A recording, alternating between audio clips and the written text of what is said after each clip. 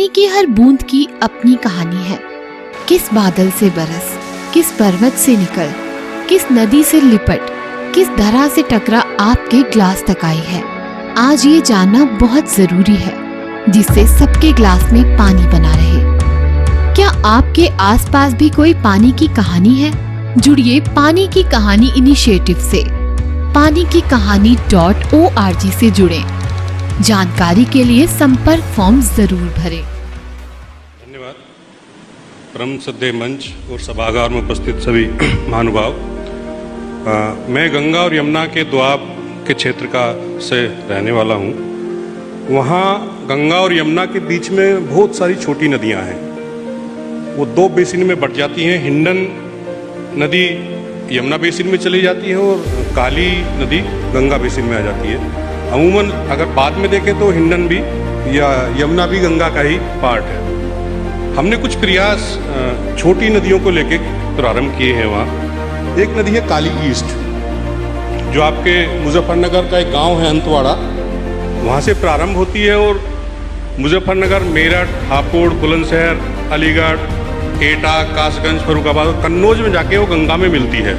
करीब 598 किलोमीटर उसकी लंबाई है। जब समुदाय के साथ बैठ के उसको देखा तो नदी का उद्गम ही गायब था। जैसे अभी हीरालाल जी ने कहा कि समाधान तो खोजें कम से कम।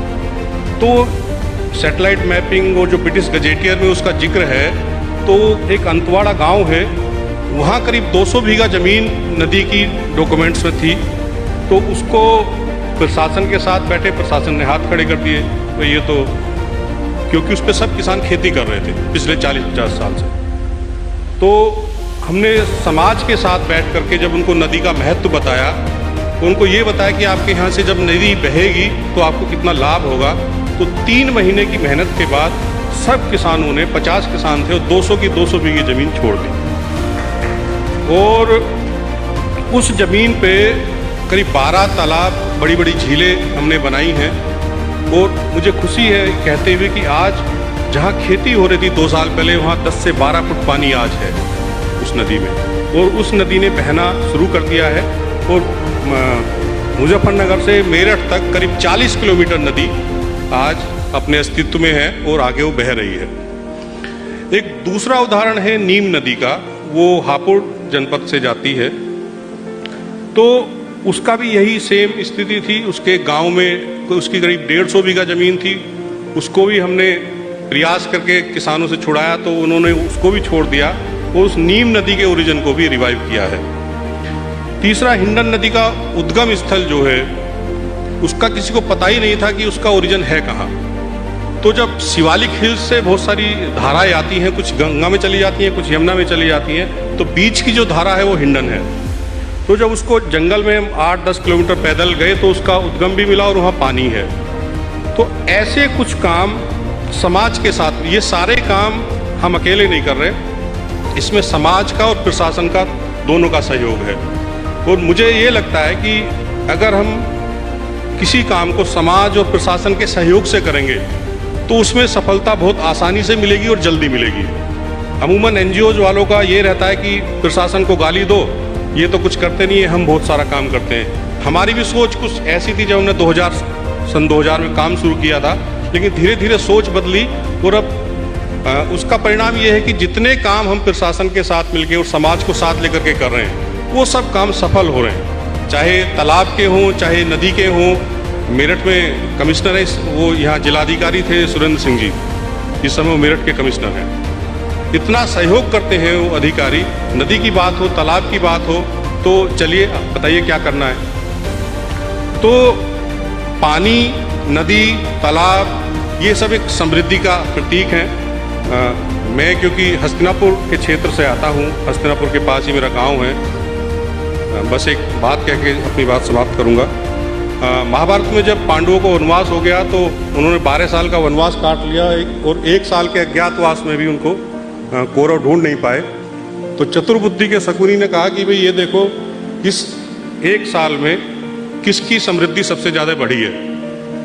तो देखा गया कि विराट नगर की समृद्धि सबसे ज़्यादा बढ़ी थी।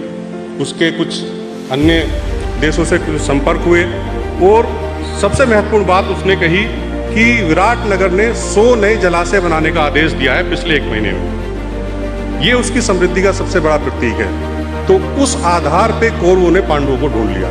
वो अलग बात है वो लास्ट में क्या हुआ।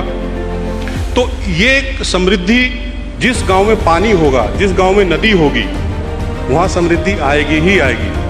तो ऐसा मान के चले, मैं तो टाइम्स ऑफ इंडिया को बहुत बहुत आभार व्यक्त करता हूँ कि हमारे जैसे जो जमीन पे काम करने वाले लोग हैं उनको इस तरह से मंच दिया जाना एक बड़ी उपलब्धि है कि अपनी बात को कह सकें और उसको इम्प्लीमेंट आगे कर सकें। हमने एक नदी का मॉडल डेवलप किया कि कैसे एक बरसाती नदी को पुनर्जीवित किया जा सकता है, क्योंकि एक बहुत बड़ी निराशा छोटी नदियों को लेके है। बड़ी नदियों पे सरकारें काम कर रही हैं, छोटी नदियों पे भी थोड़ी निराशा है कि छोटी नदी पुनर्जीवित नहीं हो सकती है। लेकिन हमने जो एक मॉडल डेवलप किया है, खड़ा किया है, हम दावे के साथ कह सकते हैं कि अगर उस मॉडल को सही से इम्प्लीमेंट किया जाए, उसका 80% भी इम्प्लीमेंट कर दें तो 5 से 10 साल में कोई भी नदी पुनर्जीवित हो सकती है। हमारे उस मॉडल के आधार पे करीब कई राज्यों के 10 से 12 नदियों पे काम चल रहा है, चाहे हिमाचल हो चाहे महाराष्ट्र हो। और इसी तरह से पूरे देश की नदियों के जो कार्यकर्ता हैं उनको एक मंच पे लाने के लिए वेंकट भी उसमें शामिल है हमारे साथ। एक भारतीय नदी परिषद का गठन किया गया है, उसमें बहुत सारे नदियों के जो कार्यकर्ता हमारे साथ आ रहे हैं, हमारे मॉडल को इम्प्लीमेंट कर रहे हैं। एक अंत में बात कहना चाहता हूँ मैं, देखिए ब्रह्म विद्या के प्रथम अध्याय में एक सांख्य योग बनता है। उसमें कहा गया कि जो जन्मा है वो मृत्यु को प्राप्त करेगा अवश्य, और जो मृत्यु को प्राप्त जिसने किया है वो अवश्य पुनः जन्म लेगा। तो हमारा कोई हक नहीं बनता कि हम एक जीवित चीज को, चाहे नदी हो, चाहे तालाब हो, चाहे कुएं हो, उनको हम अपने स्तर से मार दें। ये तो प्रकृति है, प्रकृति शिव का रूप है। हमारा कोई हक नहीं बनता कि उनके साथ हम छेड़छाड़ करें। आप कम से कम सुधार ना करें तो कम से कम उनको गंदा ना करें। ये मेरा अंत में कहना है। और जब तक ध्येय न पूरा होगा तब तक मेरी गति न रुकेगी। जब जब नदियों में निर्मल जल होगा तब तक मेरी खुशी बढ़ेगी। धन्यवाद।